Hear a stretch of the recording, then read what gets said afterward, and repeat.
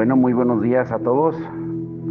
Bueno, espero que estén alegres, contentos por lo que Dios está haciendo y por ese terreno hermoso, un lugar que Dios asignó para ofrecerle el sacrificio de alabanza y de adoración que Él merece. Y precisamente el viernes estábamos hablando de cómo desactivar el infierno, y solo hay una manera, y es la acción de gracias. Y eso fue lo que hicimos el día de ayer, darle gracias al Señor por su amor, el domingo, perdón, por su amor, su misericordia. Y dar gracias y alabar son herramientas para fortalecernos a nosotros mismos. No porque pueden ayudarnos a obtener algo del Señor, sino porque nos reconectan con nuestro propósito principal, que es el ministrarle a Él en alabanza. Y son cosas que nos llevan a su presencia y a la verdadera adoración. Es algo que solo sucede en ese lugar de comunión con su presencia, y es en la adoración. El sacrificio de alabanza y de adoración deja de ser una expresión física o una declaración verbal, porque ahora nosotros somos el sacrificio. Y el fuego siempre cae donde hay sacrificio. Y cuando nosotros somos ese sacrificio, no podemos evitar ser cambiados. Ahora, ustedes recuerdan la historia de la mujer con el frasco de alabastro que ministró a Jesús. Las Escrituras nos dicen dos cosas sobre ese frasco. Número uno, que valía mucho, valía un año, que probablemente era el único financiamiento de esa mujer, y que podía ser usado solo en una ocasión, porque estaba en un contenedor que tenía que ser roto para poder ser abierto. Y la mujer no solo derramó todo el contenido sobre Jesús, sino que lo hizo con una demostración de afecto muy pública, llorando sobre sus pies y secándolos con su cabello. Y ese acto extremo provocó que se ofendieran los religiosos, incluso los discípulos. Una ofensa exagerada en todos los presentes. Estaban avergonzados por su emoción y desagradados por el derroche del dinero, según ellos. Pero Jesús tenía una perspectiva diferente. Él explicó que ella lo había ungido para su sepultura, lo que implicaba que ella tenía más comprensión de la identidad verdadera de Jesús que cualquier otra persona. Esa mujer le había dado exactamente la clase de adoración que él merecía, un acto que demostraba la fe de ella. Y no solo eso, cuando todos abandonaron la casa, Jesús no fue el único empapado en la fragancia hermosa del aroma que había impregnado el perfume en él, sino también la mujer misma. Y eso es lo que sucede en cada uno de nosotros cuando adoramos. No llegamos a la adoración diciendo, Señor, te doy esto para que podamos compartirlo. Como la mujer adoramos para decir, todo es tuyo, Señor. Pero no podemos salir de este lugar de comunión con Él sin estar impregnados de quién es Él. David decía que Dios es nuestra gloria y quien levanta nuestra cabeza, en el Salmo 3, verso 3. Y no podemos estar con Él sin tener la cabeza en alto para verlo. Como ayer hablábamos en el Salmo 27, 4, cuando dice, alzaos, oh puertas eternas, vuestras cabezas, y entrará el Rey de Gloria. Y no podemos mirarlo y luego volver a mirar nuestras circunstancias con la misma perspectiva. Y también no se puede experimentar el dominio de su gloria, que es el dominio de su provisión sobrenatural, sin recibir una medida de su gracia y de su fortaleza.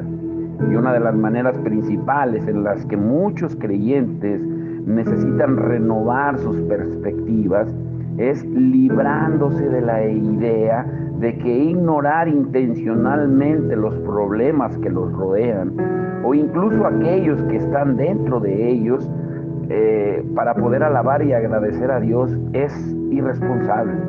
O sea, los creyentes caen muchas veces en la trampa de pensar que pueden encontrar una solución viendo el problema desde todos los ángulos y dejando que consuma el mundo.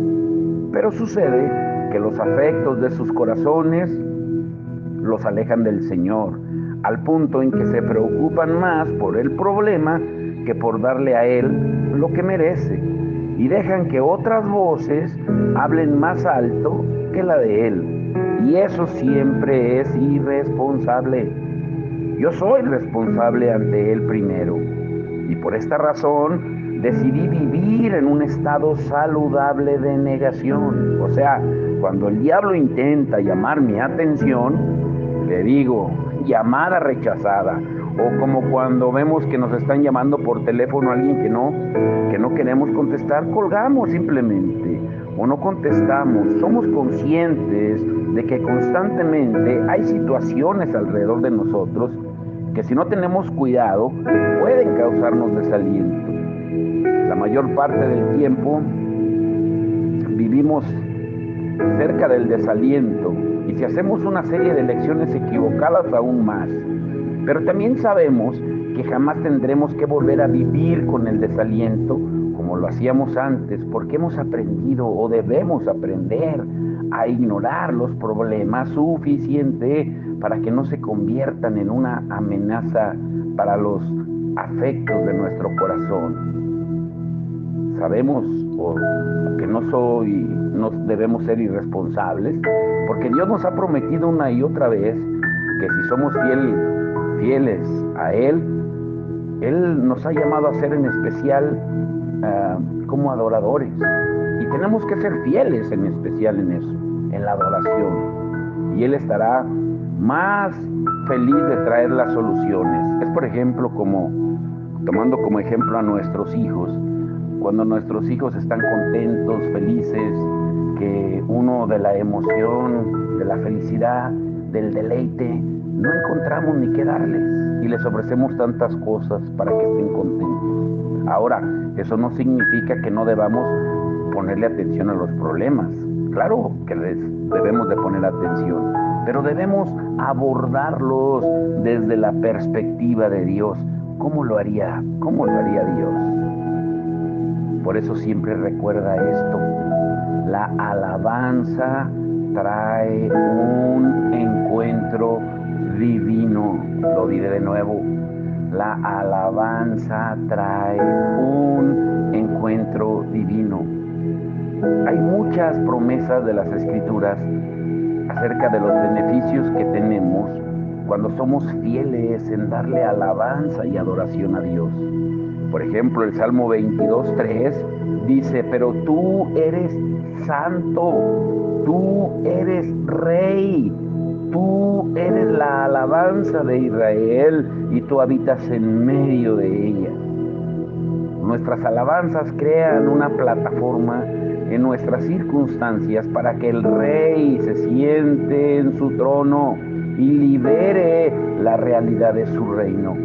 Y cuando el rey viene, siempre va a destruir el reino de la oscuridad. Es así como lo dice Isaías, en Isaías 42, del 10 al 13. Canten al Señor un cántico nuevo, ustedes que descienden al mar y todo lo que hay en él. Canten su alabanza desde los confines de la tierra, ustedes, costas lejanas y sus habitantes. Que alcen la voz el desierto y sus ciudades y los poblados donde Cedar habita.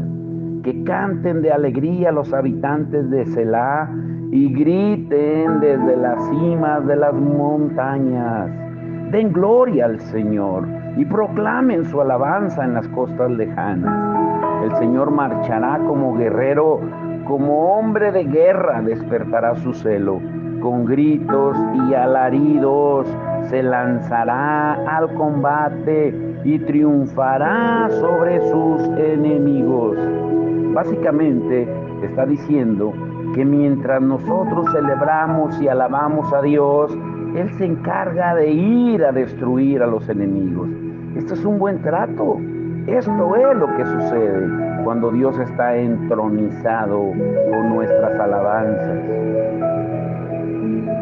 Él está más listo para convencernos de que es digno de nuestras alabanzas. Pero más que eso, está deseoso que respondamos a su invitación a caminar en una relación madura con Él. Una en la que nuestro enfoque principal, como el suyo, no sea solo recibir, sino dar. Los momentos de dificultad nos dan una oportunidad que no vamos a obtener de otra forma. Y esta es la oportunidad de demostrarle amor, de sacrificio, por medio de ministrarle a Él, en lugar de atender nuestras necesidades.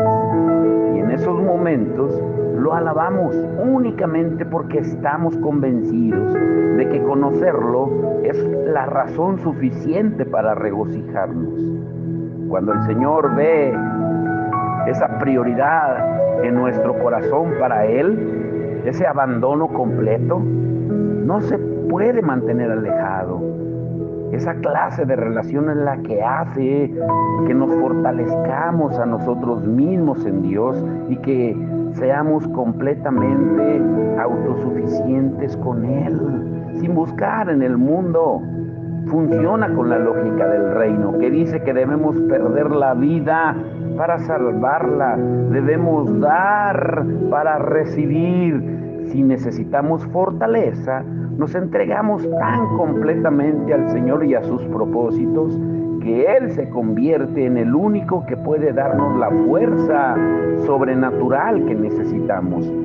Así que hoy quiero retarte a que tomes el tiempo cada día para mirar más allá de los problemas y de las necesidades que te rodean durante suficiente tiempo para darle gracias a Dios en una expresión extravagante de alabanza, de regocijo. Y vas a descubrir que mientras que tú lo haces, sus bendiciones son asombrosas, porque Él es la mayor bendición de todas.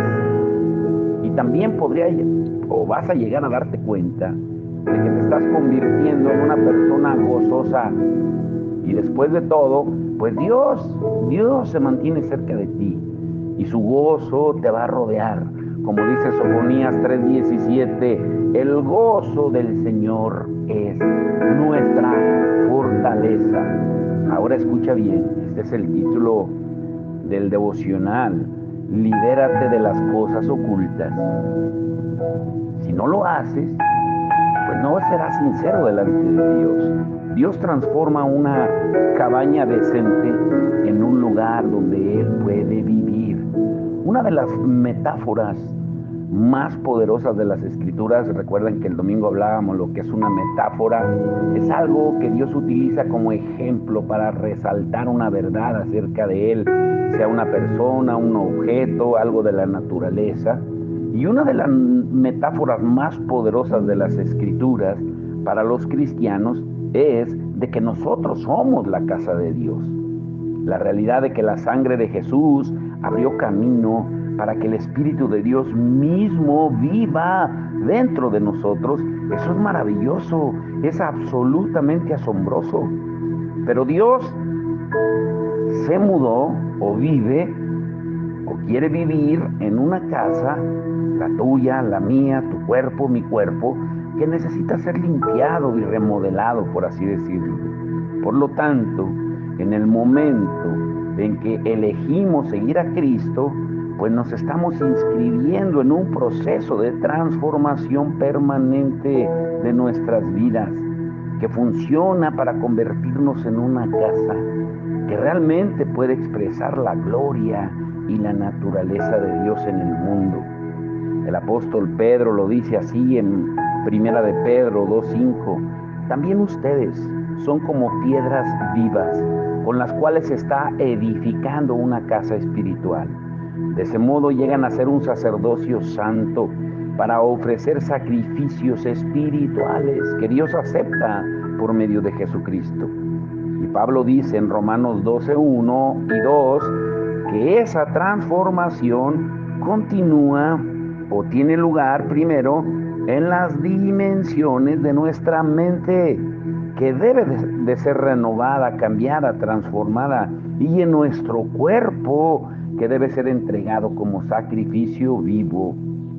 O sea, sin un corazón entregado, una mente renovada y un cuerpo rendido, pues no podemos cooperar completamente con el Espíritu Santo, que es el arquitecto y el constructor que trabaja en nuestras mentes. Ahora, imagínense a ustedes mismos como una casa viviente. Dios viene a reconstruir esa casa. Y al principio quizá ustedes puedan entender lo que Él está haciendo. Está arreglando las tuberías, sellando las goteras en el techo y demás. Y tú sabías que esas cosas eran necesarias, así que eso no te sorprende. Pero ahora comienza a sacudir la casa de tal manera que te provoca dolores, híjole, en el estómago, que no lo soportas y que no parecen tener sentido. Y te preguntas, bueno, ¿qué está tramando el Señor? ¿Qué está haciendo?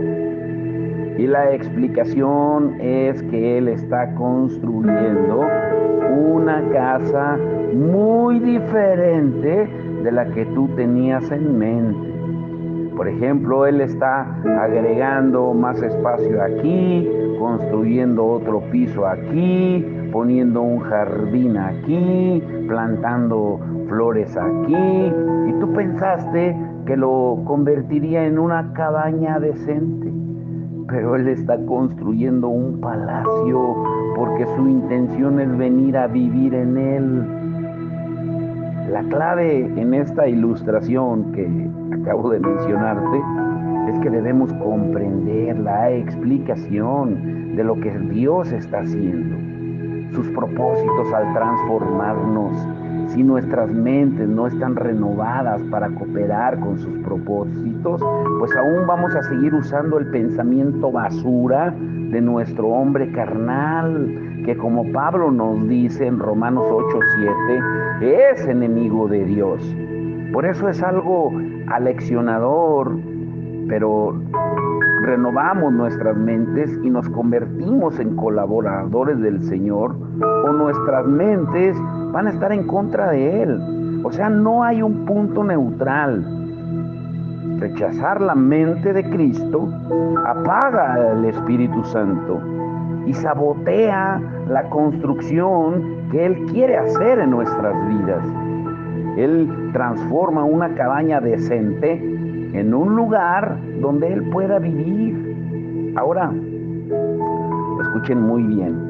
Como ya hemos visto en estudios anteriores, fortalecernos en el Señor está enfocado en que alineemos nuestros corazones, nuestras mentes y nuestros cuerpos con los propósitos de Dios, que resultan en nuestra fuerza para ser fieles a ese propósito cuando enfrentamos dificultades y oposición. La palabra fortalecimiento en sí misma es parte del lenguaje de la construcción que se está llevando a cabo en nuestras vidas.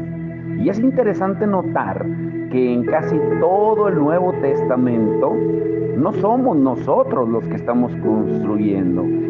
Dios es el que está haciendo el edificio, así como los hombres y las mujeres a los que Él encomendó para ser discípulos en su cuerpo.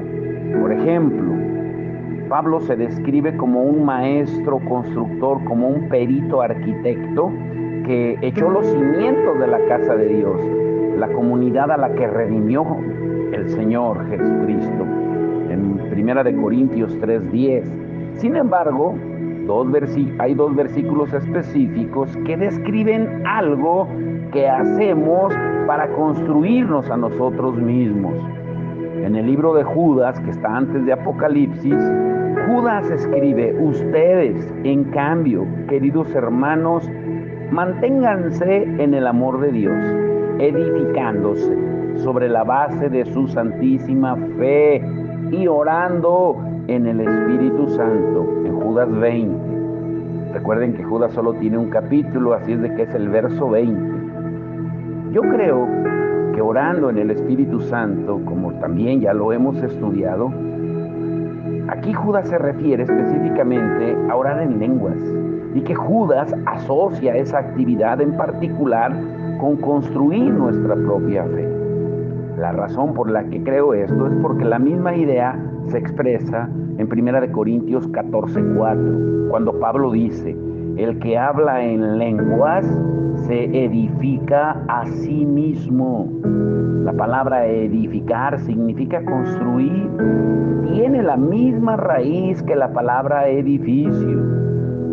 Cuando oramos en lenguas, estamos construyendo un edificio interno de fe a partir del cual se hacen manifiestos los propósitos de Dios.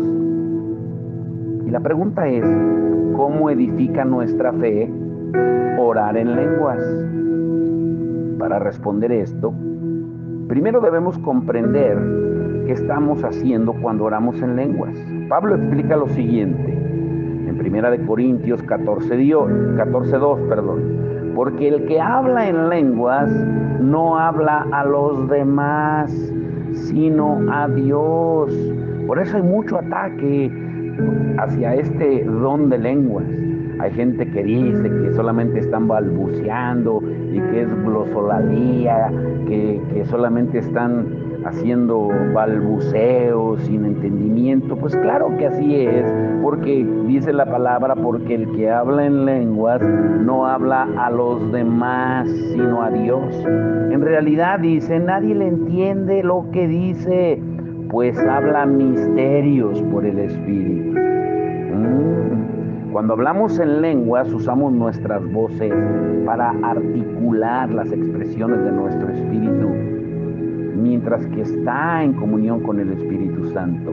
Y esto es poderoso, porque nuestro espíritu ora en una concordancia perfecta con Dios, ya que habla desde la nueva naturaleza que recibimos cuando renacemos.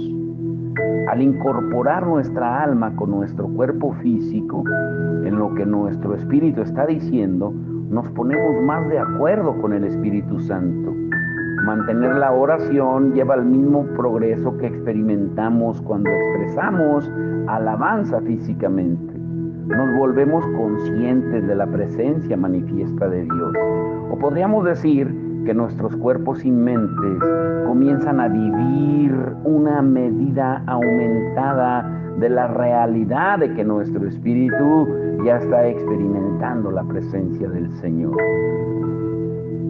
Ahora, este punto es muy interesante. Por medio de la oración develamos los secretos. ¿Qué quiere decir? Que orar en el Espíritu nos da acceso a la realidad de que Él nos enseña cómo pensar y orar.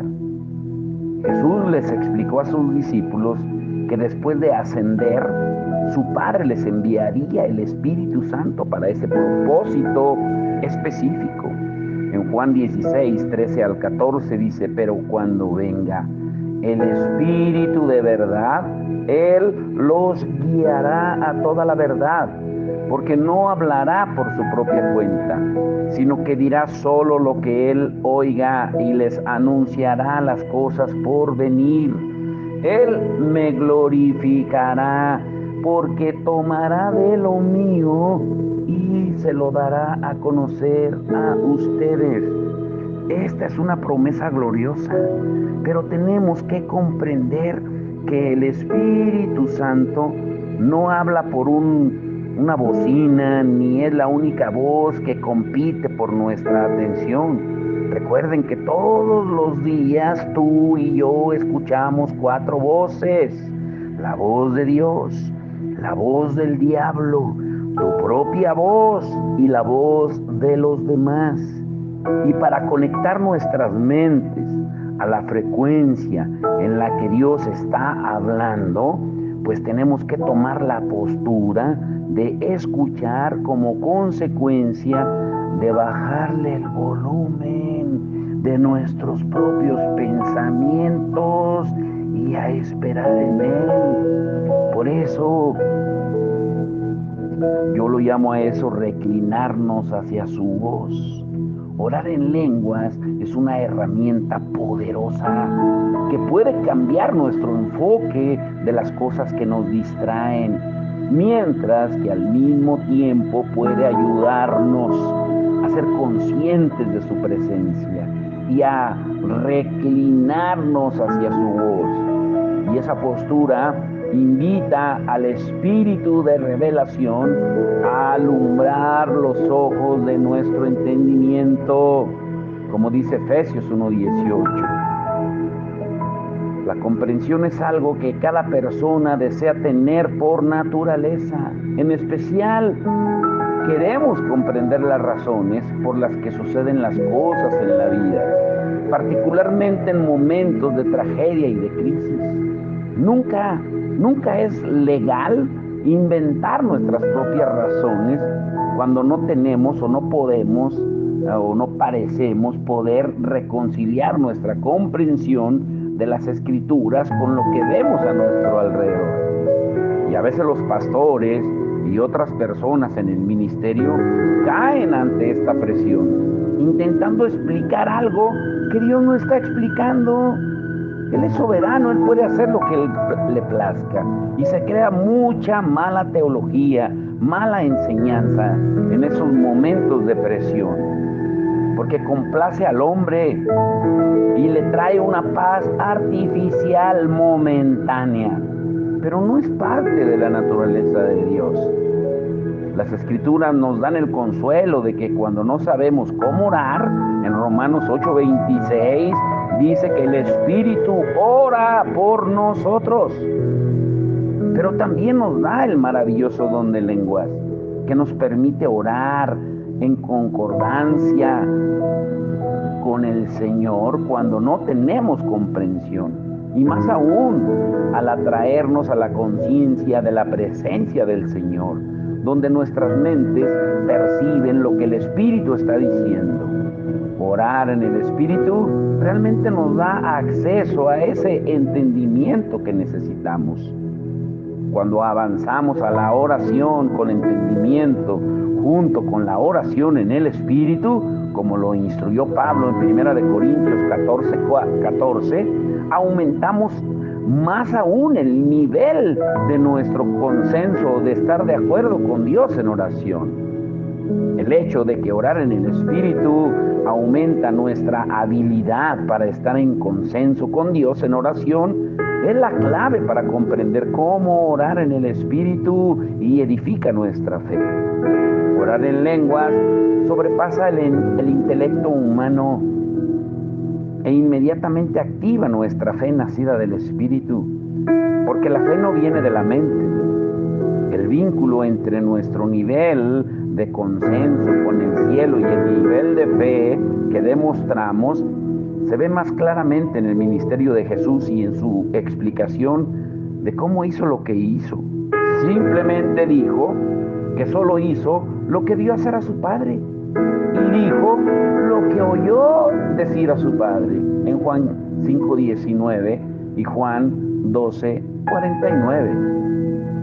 Y como todo lo que hizo y dijo estaba de acuerdo, en consenso completo con su Padre, todo lo que hizo y dijo, pues fue hecho con la fe que liberaba la realidad del reino de su Padre en las circunstancias que lo rodeaban.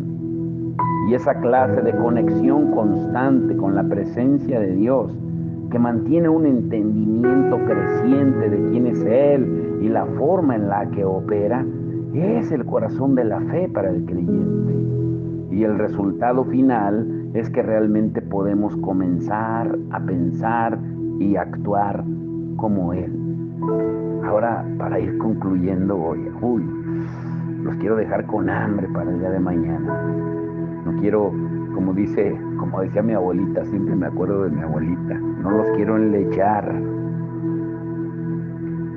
Por ese motivo, escuchen muy bien, la vida de oración más efectiva a la que Dios nos ha llamado no es una vida solamente de pedir, o de hacer oración hacia arriba y esperar que caiga algo con una respuesta. La oración de fe, que siempre obtiene resultados, es la que oramos porque nos hemos acercado a su corazón y lo hemos escuchado decir lo que quiere que hagamos.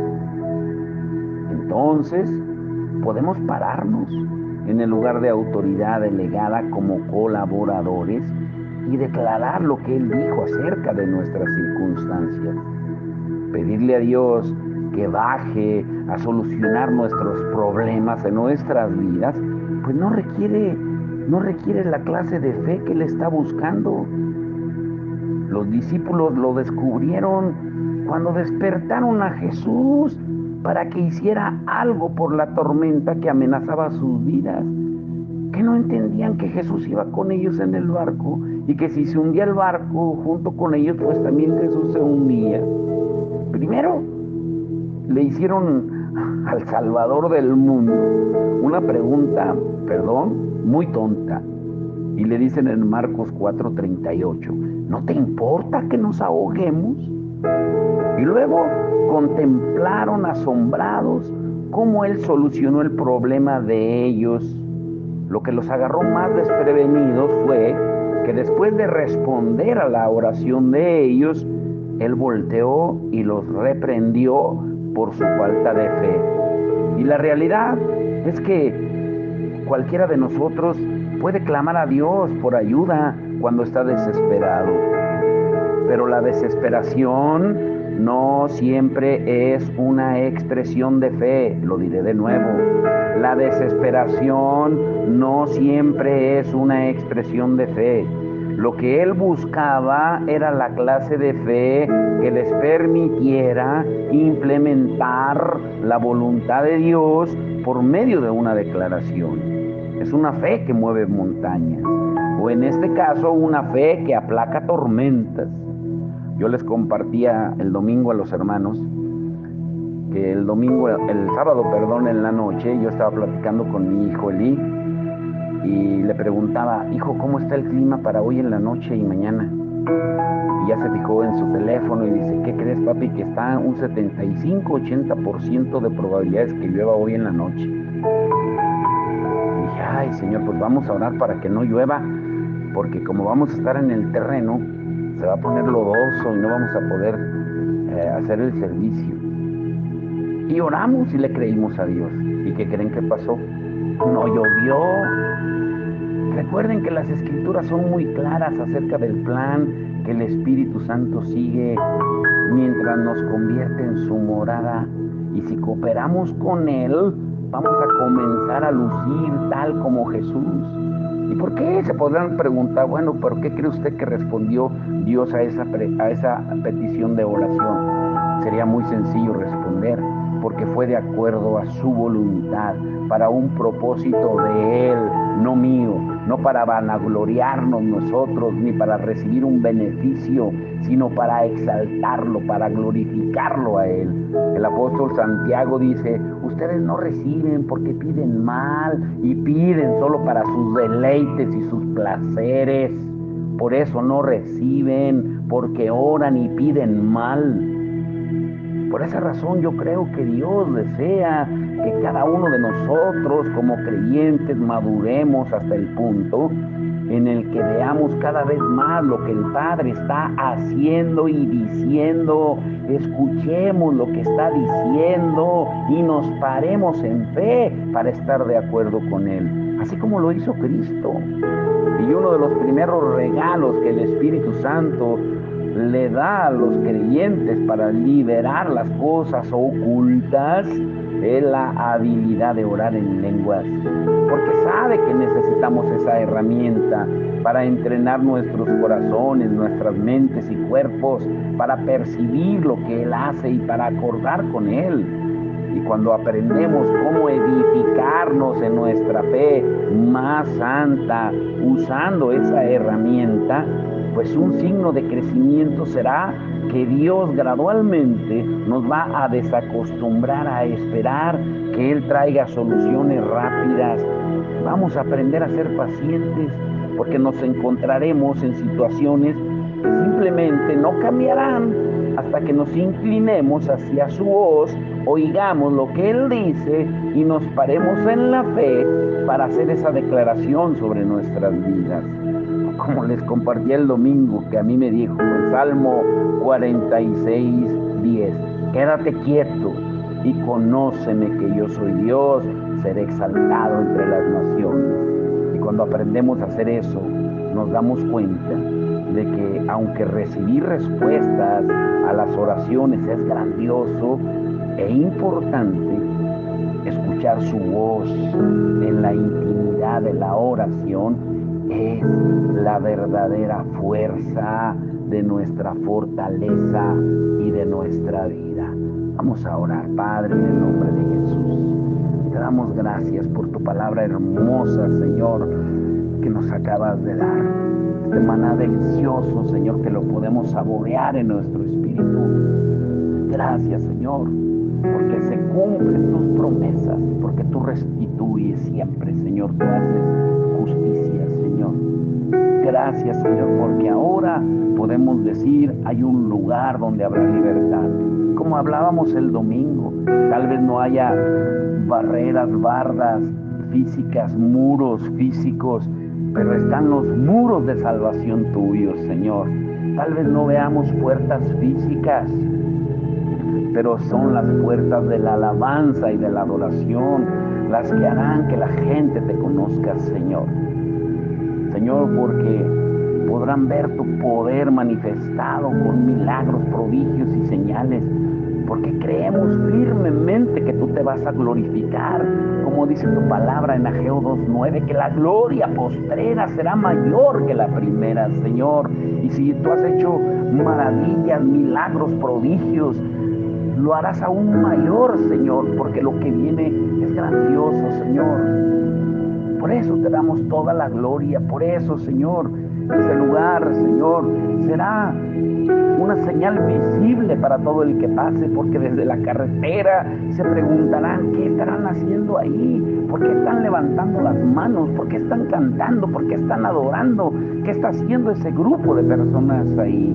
Y más aún, como me decían mis niñas hoy, que sus compañeros les decían, papi, ya se dieron cuenta de que ya estamos ahí, porque dicen que te vieron acomodando sillas. Pues nos verán también orando por la gente cuando tú manifiestes tu poder, Señor, y liberes y sanes a todo el que vaya, a todo el que sea atraído por la gloria tuya. Nosotros continuaremos en lo que tú nos has dicho, Señor, glorificándote con la visión y propósito que tú nos has dado, amarte a ti, amar al prójimo, servirte a ti y servir al prójimo, y compartiendo la palabra, los alimentos, alabándote, adorándote, y tú te encargarás de lo demás. Como dice tu palabra en Hechos 2:46-47, que la iglesia primitiva te alababa, te adoraba, escuchaba tu palabra, oraban, compartían los alimentos, aún vendían sus propiedades, porque no había ningún necesitado y lo repartían según la necesidad de cada uno. Y al ver ese ejemplo, el pueblo, tú añadías a la iglesia a los que habían de ser salvos, Señor. Es la mejor estrategia de crecimiento que tú has dejado, Señor. Y la seguiremos mientras tú nos permitas servirte con alegría y sencillez de corazón a cada uno de los que han dispuesto su corazón, su tiempo, los años que nos queden de vida, Señor, a gastarnos para ti, a ofrecernos como ese sacrificio vivo, santo y agradable a ti. Nosotros somos el sacrificio, y como hemos estudiado, cada vez que hay sacrificio, cada vez que hay un altar, ahí te glorificas tú, Señor, y tú lo seguirás haciendo con poder, con gloria, Señor, con maravillas. Ayer pudimos ver lágrimas de gozo, de alegría, Señor, Así como cuando Nehemías, Señor, levantó los muros, que dice tu palabra, que no se sabía si lloraban de gozo o de tristeza o de contentamiento, porque sus lágrimas se mezclaban con todo. Así nosotros, Señor, hoy lo hacemos con un agradecimiento, Señor, a ti por tu fidelidad, porque solo tú sabes los planes que tienes para Callejones y Granados, porque esta es la cuarta vez que tú abres una puerta aquí, Señor. El enemigo la ha querido cerrar, pero tú la has vuelto a abrir, y la puerta que tú abres, el enemigo no la puede cerrar. Por eso te damos la gloria y la honra, Señor, en el nombre de Jesús. Amén y amén.